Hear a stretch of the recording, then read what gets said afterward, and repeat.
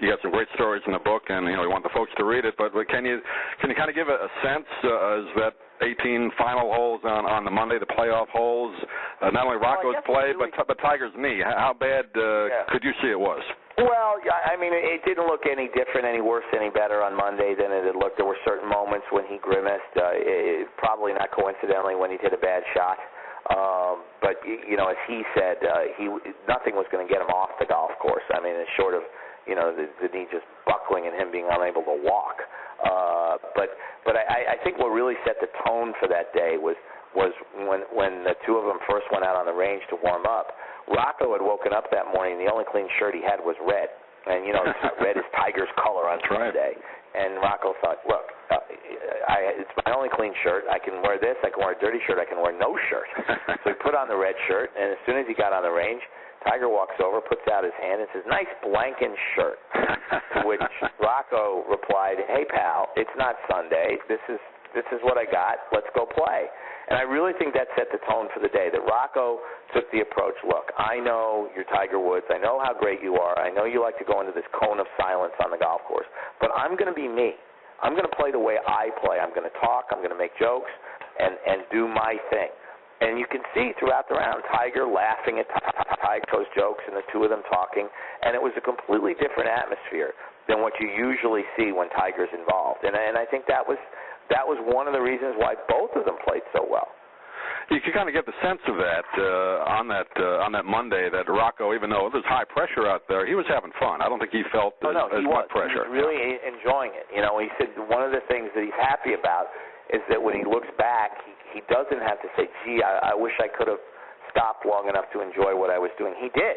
In fact, Mike Davis from the U.S. Golf Association, who was the walking rules official with Tiger and Rocco for all 19 holes that day, said that when they were walking off the tee on the sudden death hole, when Rocco had hit his tee shot way left and clearly he was in trouble and it was looking like he was going to lose, which of course he did, he was thinking, oh, this is terrible for Rocco, I feel awful. And all of a sudden somebody puts an arm around him and he looks up and it's Rocco. And Rocco's got this big smile on his face and he says, Mike, I just want to be sure I tell you, because I may not see you when this is over, what a great job you did, how much I enjoyed it, you nailed the course setup, and thank you. And Mike thought, hey, how many guys in a situation like this, they're about to lose the U.S. Open after this epic battle, would think to come over and tell me how much fun they had? That's Rocco. Kind of interesting.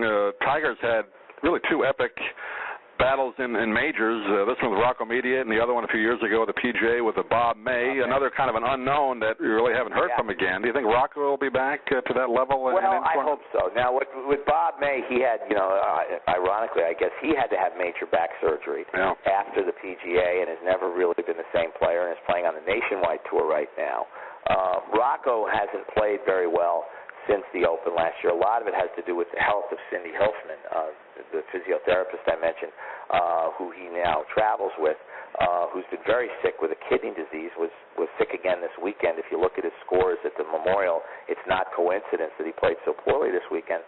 But I think Rocco believes, and I hope, that he's got one more big run in him somewhere, whether it's next week at Bethpage or somewhere down the road, that he's still hitting the ball well enough that if Cindy can stay healthy, if he can be in a good place emotionally and physically, that he's got one more big tournament in him. And he likes to point out, since his favorite all-time movie was Rocky, and he has the poster at home of the movie, and on it says he was 1,000,000 to 1 shot. And Rocco likes to say, well, I was 1,000,000,000 to 1 shot. People need to remember that Rocky lost the first fight, but he won the sequel. Won the 4 or 5 other sequels, didn't there? Well, he certainly won the first sequel, which was sort of the last good Rocky movie. That's right. Well, you mentioned Bethpage, of course, great tournament about, 7 years ago, 8 years ago they had it up there, and 7 years ago, 2002, and one of the toughest layouts, particularly for a public course, too, so it's going to be a lot of fun to see how Tiger comes back, and Phil as well. Have you had a chance to talk to him lately? I have not spoken to him since the announcement about Amy. He's coming back to play this week at Memphis, and obviously people will talk to him then, but you're right, though. Tiger and Phil finished 1-2 the last time the tournament was at Bethpage. It is a bomber's golf course. They're both bombers. Tiger actually won wire to wire, which he rarely does. So he, coming off this victory at the Memorial, should feel great going into Bethpage next week.